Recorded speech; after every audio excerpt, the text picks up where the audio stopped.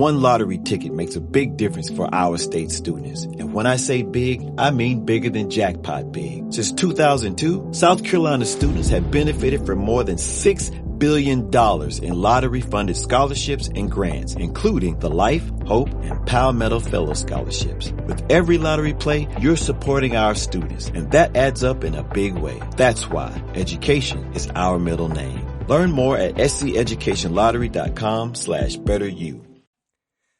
Para el episodio de hoy contamos con la presencia de Fernando Bruquetas de Castro, catedrático de la Universidad de Las Palmas de Gran Canaria, escritor e historiador. Se licenció en Magisterio en la Universidad de La Laguna y después en Geografía e Historia en la Universidad de Las Palmas de Gran Canaria. Obtuvo el premio a la mejor tesis doctoral del bienio 1998-2000, así como el premio extraordinario de doctorado. Como catedrático de la Universidad de Las Palmas, imparte varias asignaturas en la Facultad de Historia, en la especialidad de Historia Moderna.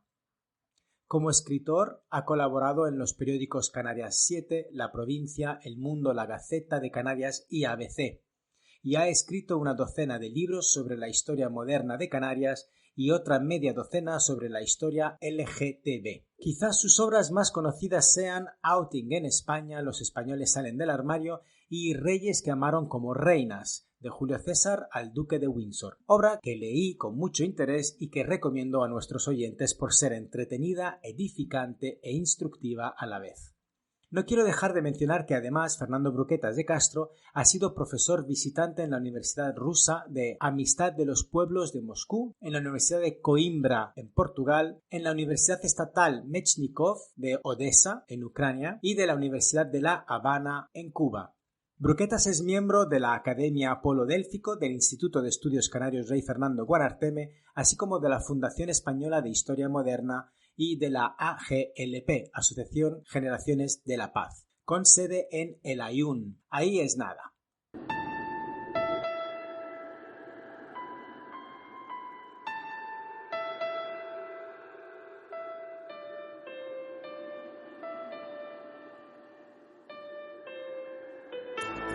Bienvenidos a un nuevo episodio del programa de podcasts El viaje de Nabu, un programa dedicado al largo trayecto del conocimiento humano desde nuestros orígenes hasta el desarrollo de la inteligencia artificial, del que nos aprovecharemos para de tanto en tanto tratar de arrojar claridad sobre el paisaje tan enturbiado que se nos presenta en el día a día por los fenómenos de la desinformación y la infoxicación. Soy Enrico María Rende y esto es El viaje de Nabu.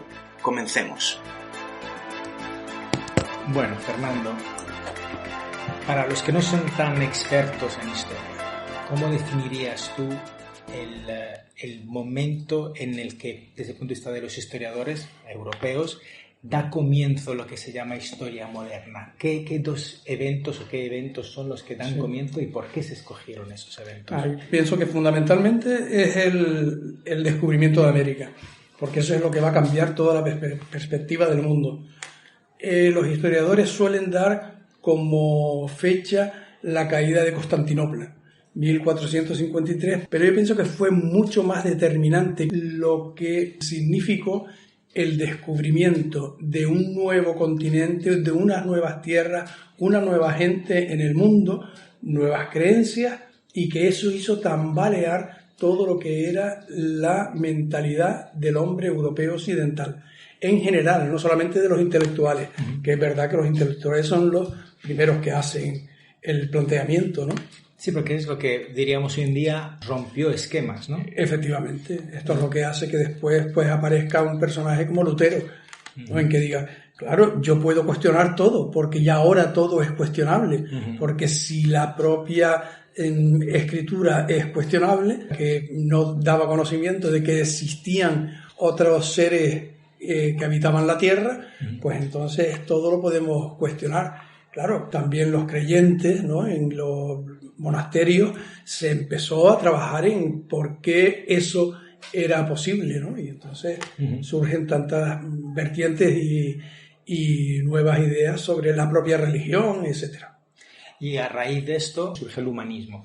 ¿Cómo definirías el humanismo para aquellos que son menos duchos en la historia?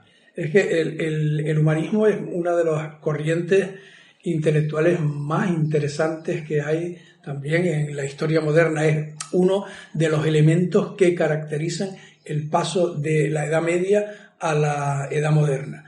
Claro, todo esto son estructuras mentales que se hacen para explicar la historia. Esa corriente intelectual recupera de los clásicos una visión de que el hombre es el centro del universo, que luego se va a ver que no, que tampoco, ¿no? Pero que es el hombre en el que se centran todos los cánones para poder medir la importancia de la vida, de la historia y de los acontecimientos, siempre en proporción al hombre. Y después también de ahí vienen los cánones estéticos, etcétera, ¿no? Como en época antigua, como en la época clásica. Y este periodo luego se desarrolla en Renacimiento, en arte, barroco, etcétera. ¿Cómo termina? ¿Qué es lo que usan los historiadores como punto final de la historia moderna, de la etapa moderna? Bueno, el punto final es la Revolución Francesa, por lo criminal que fue, por lo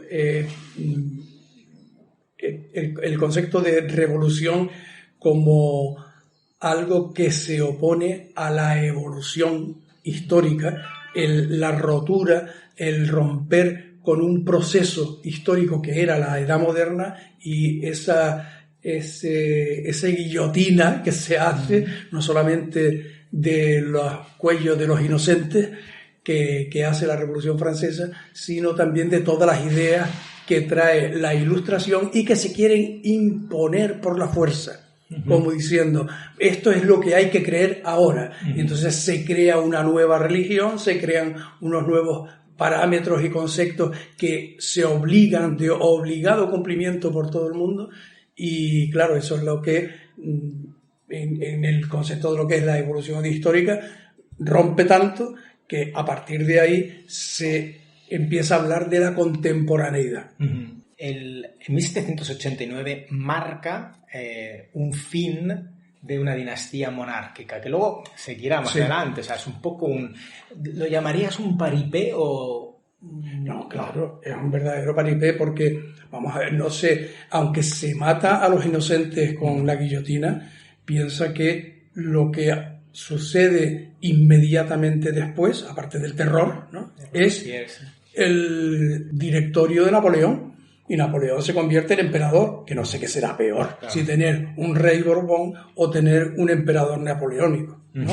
Entonces, claro, y Napoleón precisamente argumentando que él tiene más derecho porque va a expandir lo que son las ideas de la revolución, que sería el génesis de las verdaderas ideas que deben creer todos, que son las revoluciones burguesas. Y el poner fin al antiguo régimen, el poner fin a las ideas anteriores, digamos, ¿es una cuestión simplemente intelectual o se llega a palpar en el día a día en la calle? No, yo creo que no se llega en ningún momento a palpar como sucede con todas las revoluciones. Son cuestiones que son trabajos y procesos de los intelectuales que ya luego se encargan a través de la propaganda de hacer creer que eran necesarios y que hubo que hacerlo así porque no quedó más remedio y ese tipo de cosas, y eso es lo que va a calar y lo que va a terminar entendiendo la gente en la mayor parte de las ocasiones. Pienso que es la propaganda.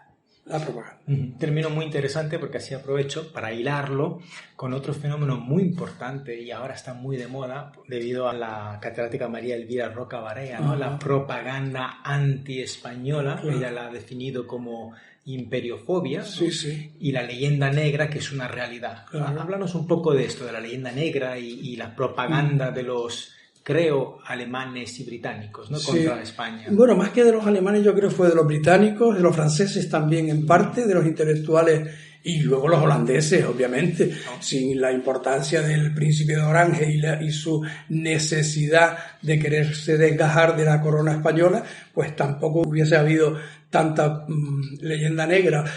¿Qué es la leyenda negra exactamente? Y la leyenda negra es lo que utilizan en el momento histórico del siglo XVI los enemigos de España para luchar contra el poderío de España, que da igual, o de la corona. Fíjate, porque en principio lo que era el enfrentamiento contra la corona española se convierte en un enfrentamiento contra los españoles en general.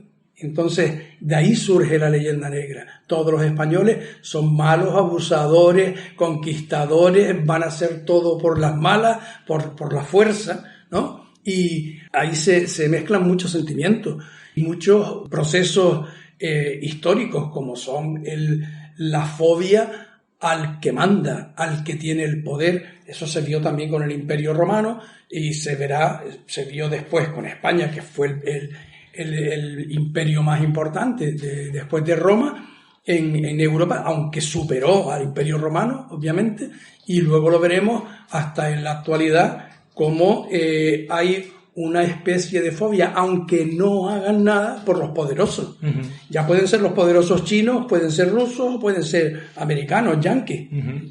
Sí, yo a este respecto, haciendo un Kit Kat, me he dado cuenta de que esta imperiofobia se encuentra incluso en muchos catedráticos universitarios. Yo recuerdo leer la obra de Mary Bread, su título es SPQR, y lees constantemente esta tendencia imperofóbica. El Imperio Romano fue malo y conquistó, y esa forma de juzgar algo que no deberíamos estar. Claro, pues es un verdadero anacronismo, pero es porque se da por hecho.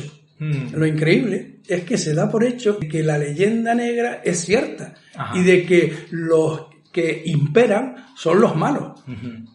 Aunque los que imperen son los que hacen los acueductos, los viaductos, las alcantarillados, etcétera, ¿no? Uh-huh. Entonces dice, bueno, pues no serían tan malos, ¿no?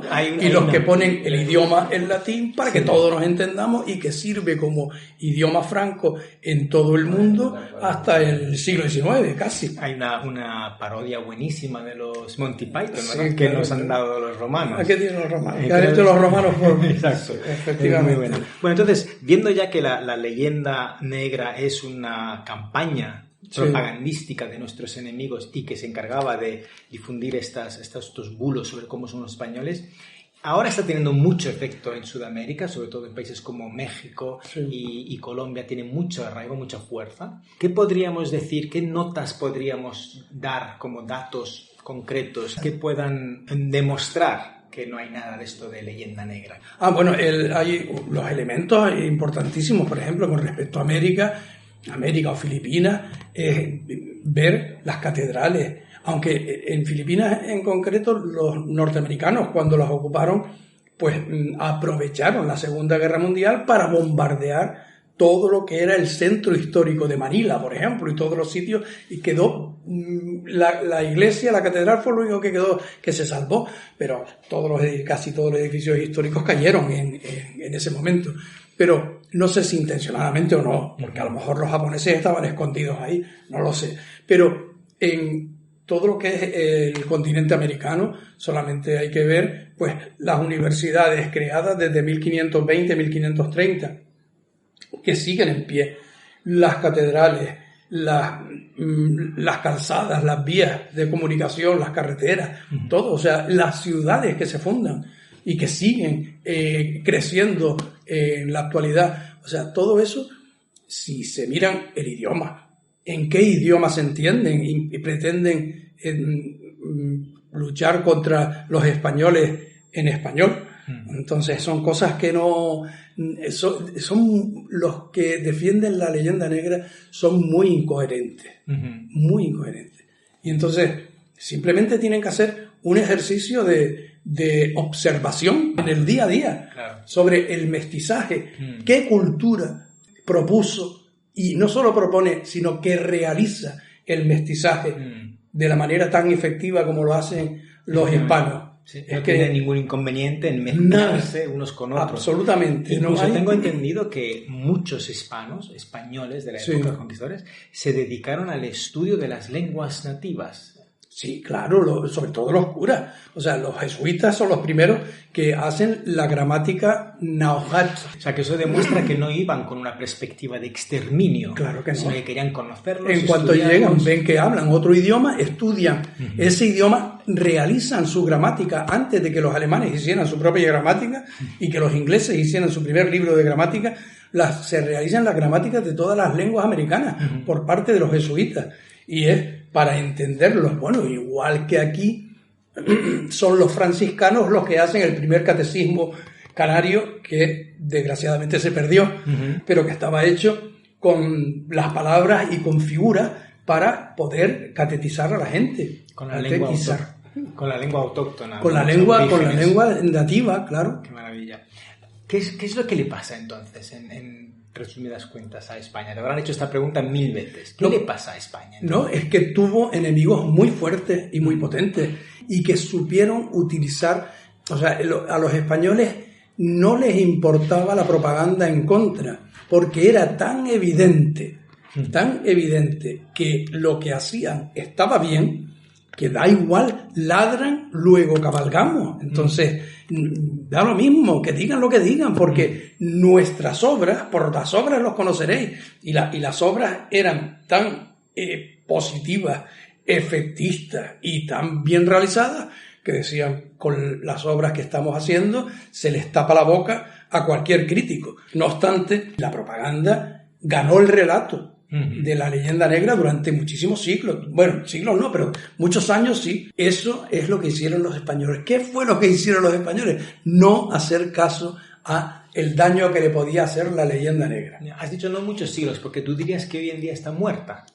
En parte sí, en el ámbito intelectual no hay, por lo menos académico, se soporta la leyenda negra porque se sabe que es una crítica despiadada sin el más mínimo rigor, porque era fruto de la envidia, de la necesidad porque tenían que luchar contra la potencia que significaba España en su momento, y que luego eso les vino muy bien también a los franceses, les vino muy bien a los ingleses a lo largo de toda la historia en su competencia, o le ha venido muy bien todavía a los norteamericanos en su competencia con lo que significó el mundo hispanoamericano frente a lo que es el mundo yanqui.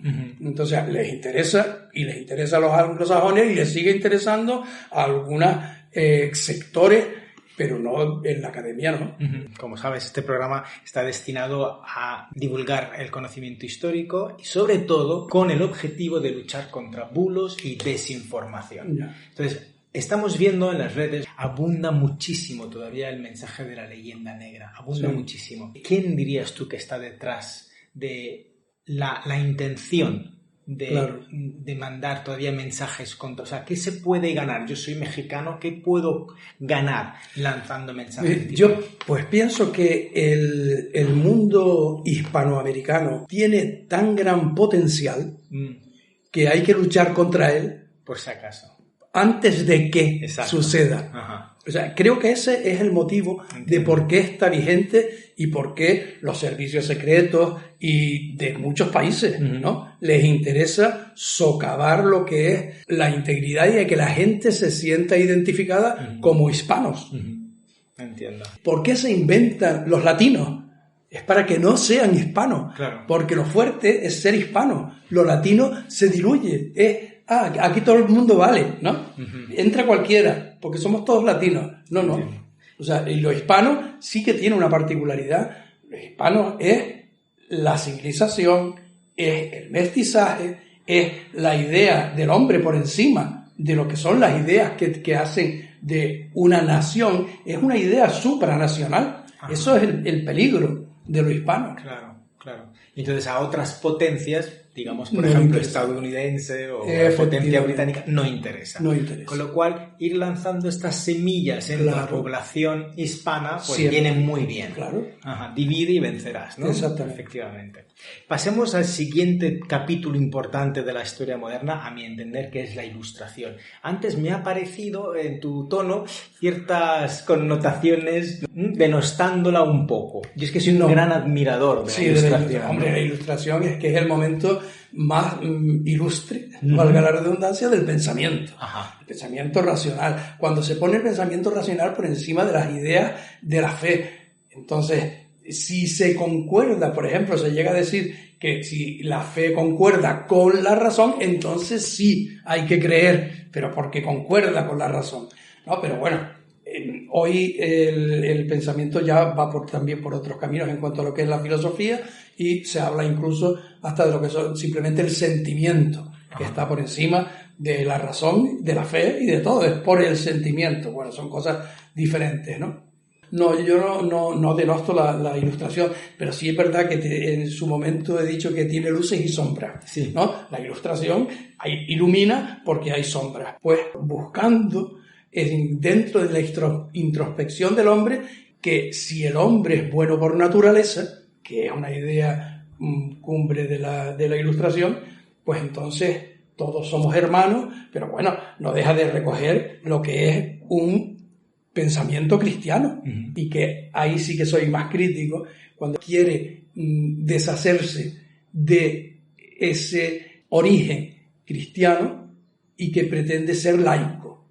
Y todos somos hermanos y todos somos iguales, ¿no? Entonces hacemos una creencia positivista, ¿no?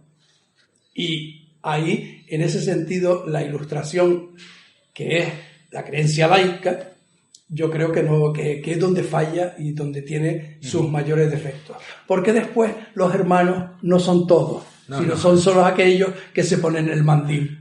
Sí, no, y los que son de color blanco. También. Porque muchos de ellos tenían sus propios esclavos, ¿no? Claro. Sí. Pero sí que es verdad que en la ilustración había, recuerdo ahora, por ejemplo, Hobbes, ¿no? Que era contrario a la idea rusoniana de todo el hombre es bueno, el hombre es bueno por naturaleza, ¿no?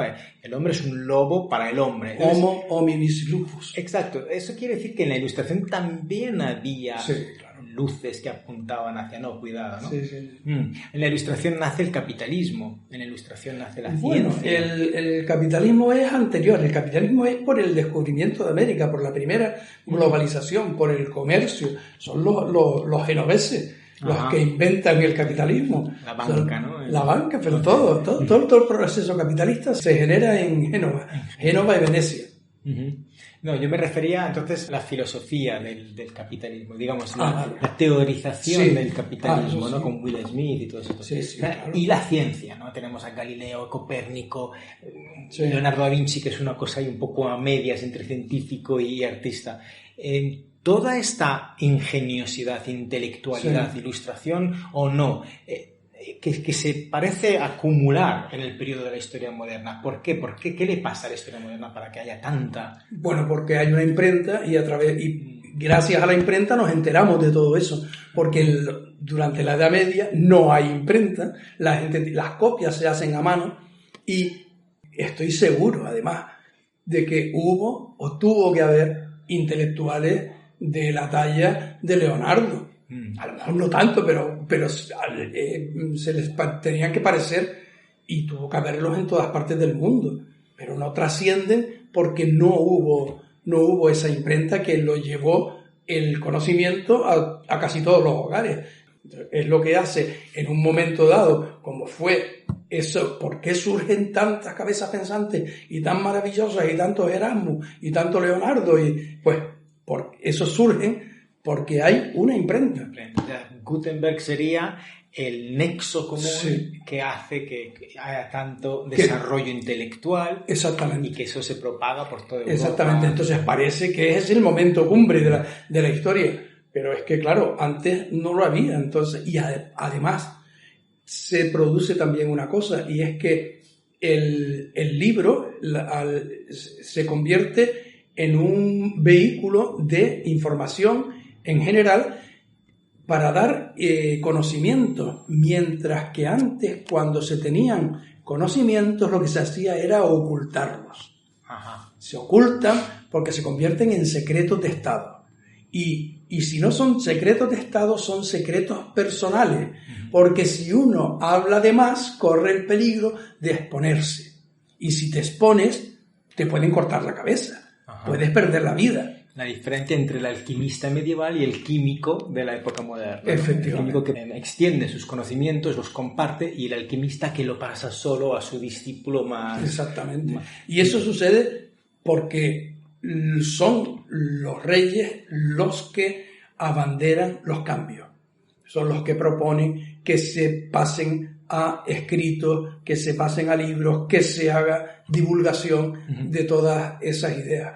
Vesalio, por ejemplo, el médico, pues es de los primeros en el siglo XVI que con el apoyo de Felipe II empieza a impartir clases y sus conocimientos en medicina, y ya no tiene que esconderse, iba huyendo de monasterio en monasterio y de ciudad en ciudad, porque casi siempre terminaba perseguido, hasta que Felipe II, sabiendo que era un sabio, pues lo que hace es proponerlo y que impartiera lecciones, clases a gente que estaba interesada en el conocimiento de la medicina. Vuelve a surgir un poco el mecenazgo de la época antigua. Claro, que tampoco tenía otras posibilidades, nada más que la corona era quien podía hacer eso. Y como son los poderosos, pues gracias a ese poder económico y también el poder de las armas, el que va a frenar a aquellos que veían antes brujería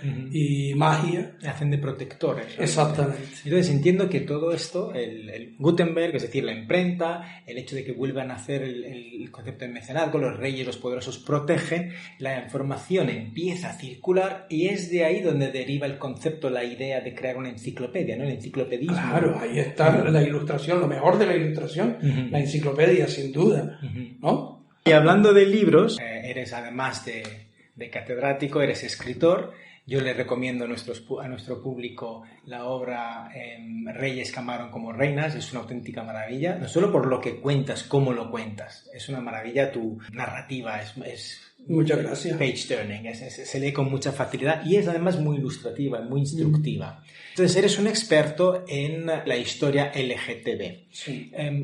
¿Qué importancia crees que tiene hoy en día el haber dado, por ejemplo, tu libro Outing en España, haber dado ese paso? El hecho de que la homosexualidad estuviera perseguida, pienso en personas como Oscar Wilde, por ejemplo, que se me parte el corazón. ¿Qué importancia crees que tiene a nivel histórico el que la homosexualidad haya dado en general, este paso de salir del armario? Bueno, yo pienso que es importantísimo también para el ser humano en general y no sé si esto es definitivo o no, porque nunca se sabe. Claro, tú sabes.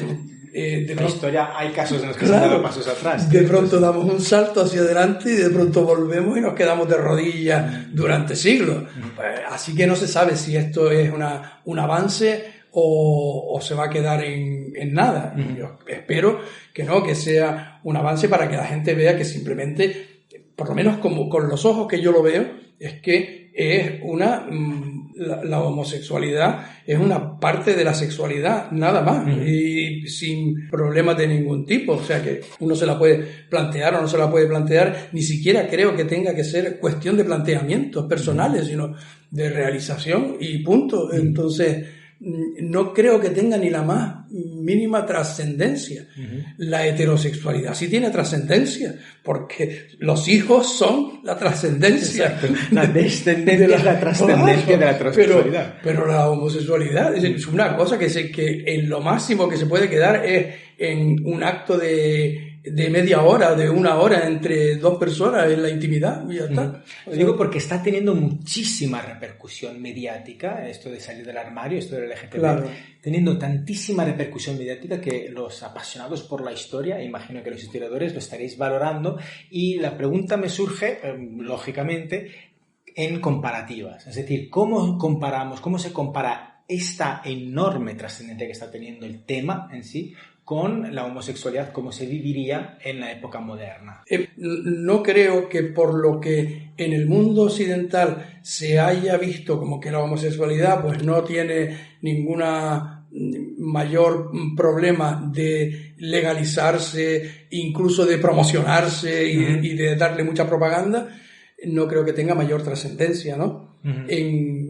Por lo menos porque también se siguen matando todavía hoy en otras culturas a los homosexuales por los actos homosexuales. Sí. Entonces, en la edad moderna se vivía de una manera en la intimidad exclusivamente, y en la intimidad, si no pasaba de la intimidad, no pasaba nada. Pero si había denuncias porque alguien se sobrepasaba con otra persona, pues entonces lo más probable es que sí tuviese trascendencia. Se iba a juicio y se podía condenar pues a los delitos que eran los que penaba la ley en aquel momento por los actos homosexuales o sodomíticos, según le llamaban, o por el pecado nefando.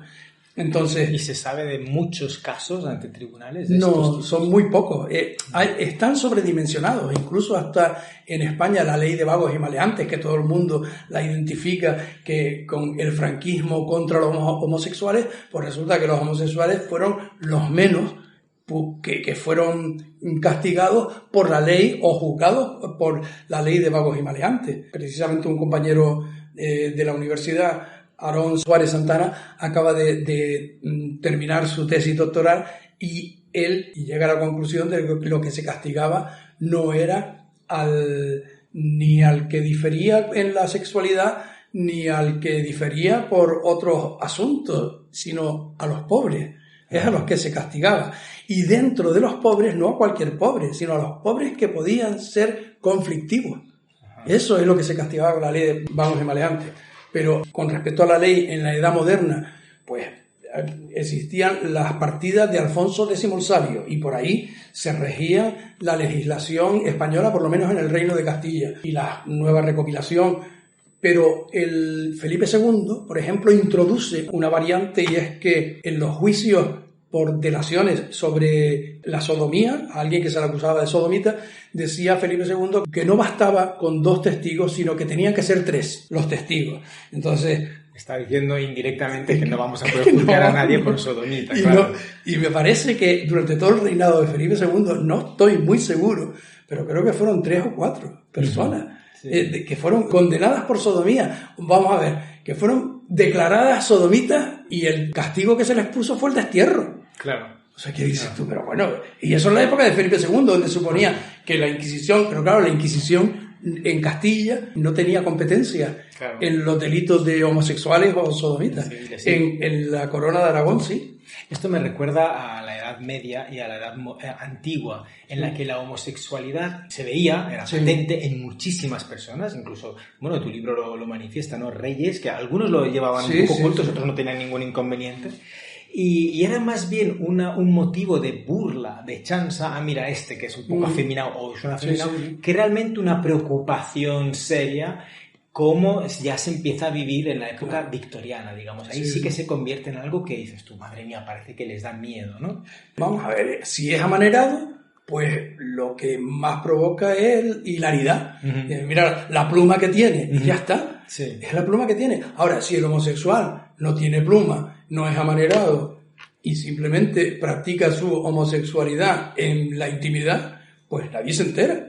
Entonces, no es un motivo por la homosexualidad, es un motivo por esos símbolos externos, por esa forma de expresarse. Eso es lo que llama la atención. Claro. No era por otra cosa, creo yo. Vamos a ver, es que trato de resumir todo lo que uno ha conocido, de todo lo que ha leído sobre el asunto, y es muy difícil, pero pienso que en resumidas cuentas es el estereotipo, la forma de expresarte, ya está, nada más. Y cambiando de tercio, volviendo a la idea de los bulos, Fernando, ¿ha habido siempre bulos? Quitando el hecho de la propagandística, ¿no? La leyenda negra, el bulo como método o arma de propaganda. ¿Los bulos se expanden más hoy en día porque hay redes sociales? Esto no es una pregunta, es una afirmación, pero ¿había bulos? ¿Crees que en la Edad Moderna, o hay evidencia de que en la Edad Moderna había bulos, existía la mentira, la leyenda urbana como hoy en día? ¿Hay datos de esto? Bueno, fíjate que casi siempre en todas las batallas que se dan en la Edad Moderna, pues el que la pierde utiliza un bulo. Ajá. Y el que la gana utiliza otro, contrario, para explicarla. Ajá. Uno para explicar la victoria y el otro para explicar la derrota. Para justificarse. Exactamente. Ajá. He visto en muchos facsímiles obras escritas por personas que nunca habían pisado América. Y pintaban a personas que a lo mejor no tenían cabeza. Sí, claro. Entonces, las amazonas. Las amazonas, etcétera. Eso es una forma de bulos. Esos libros se publicaban.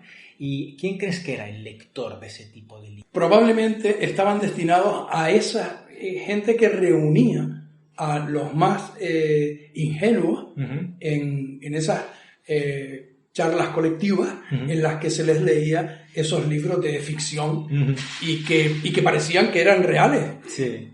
Claro, Me acabas de recordar Algo que dice Umberto Eco en una de sus entrevistas, dice, antes el necio, el tonto, pues estaba en el bar y hablaba de sus necesidades solo a los amigos del bar.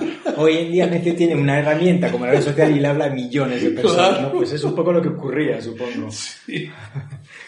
Bueno, Fernando, voy a tirar de tu capacidad filosófica. ¿Qué dirías tú que es el conocimiento? ¿Qué dirías tú que es, o cómo diferenciar el conocimiento de la desinformación? ¿Y cómo diferenciar conocimiento de fantasía? ¿Hay realmente una diferencia? Estamos entrando en un tema muy metafísico, ¿eh? Bueno, me parece que tú te das cuenta y eres capaz de discernir entre el conocimiento y el desconocimiento, por llamarle así simplemente, cuando aquello que te propone tú lo ves que es lógico, que tiene sentido, que va a un buen fin y que te hace sentir a ti mejor y que tú creces.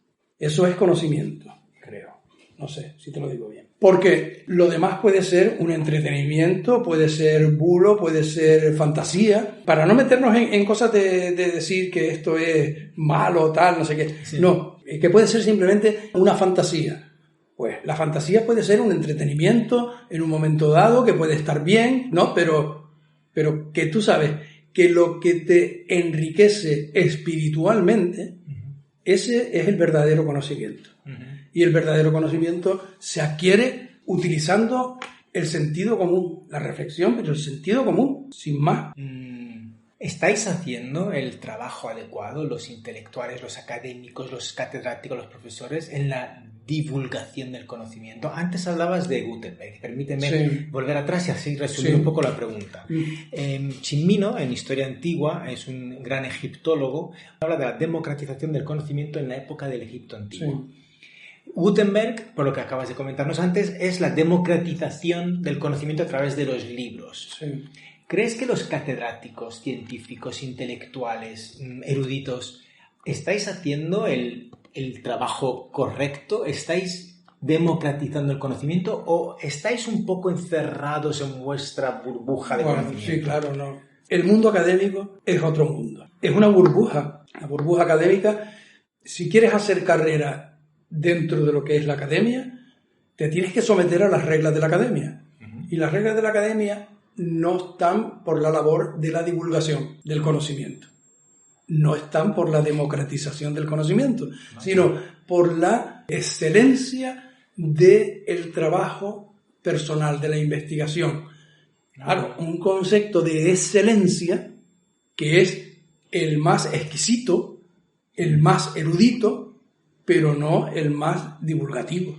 Además parece que son un poco contrapuestos, ¿no? Claro. No puedes conseguir excelencia si tu objetivo es la divulgación. Si eres divulgativo. Claro. Es que además te miran mal dentro de la academia y hay un desprecio intelectual. Entonces, vamos a ver, yo personalmente, yo soy partidario de la divulgación del conocimiento, de la mayor democratización del conocimiento que pueda haber, pero porque soy un caso especial. Yo la carrera de historia la hice con 40 años, entonces yo venía ya de muchas vueltas por el mundo y soy un caso diferente al del estudiante de buenas notas que se queda y hace un máster y después hace un doctorado y se queda dando clases en la universidad sin haber conocido otro mundo.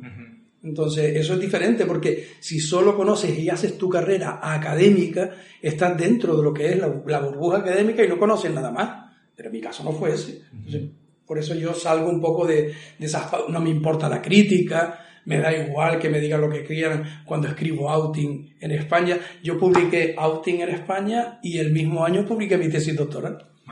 Que era Lanzarote en el siglo XVII, gobierno, administración y economía. Que dos cosas más distintas.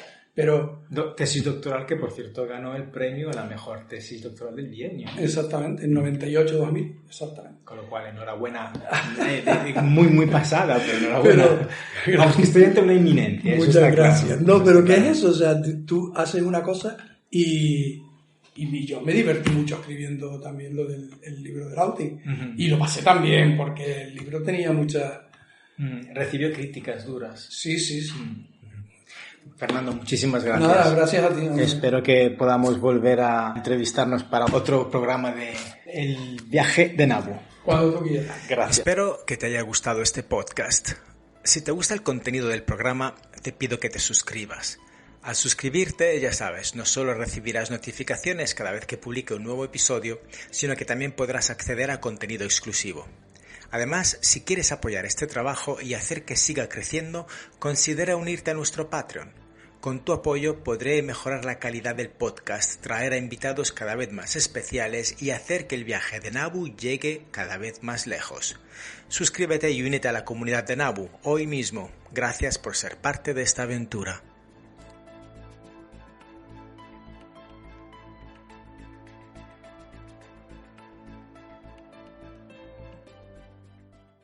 Every lottery ticket purchase keeps education in our state moving forward. In fact, the lottery has raised more than $200 million for state school buses to get our students to school safely every day. Then, the lottery helps those students go even further in their education by funding the Life, Hope, and Palmetto Fellow Scholarships. So remember, when you play the lottery, you're keeping South Carolina students on the road to success. Learn more at sceducationlottery.com/betteryou.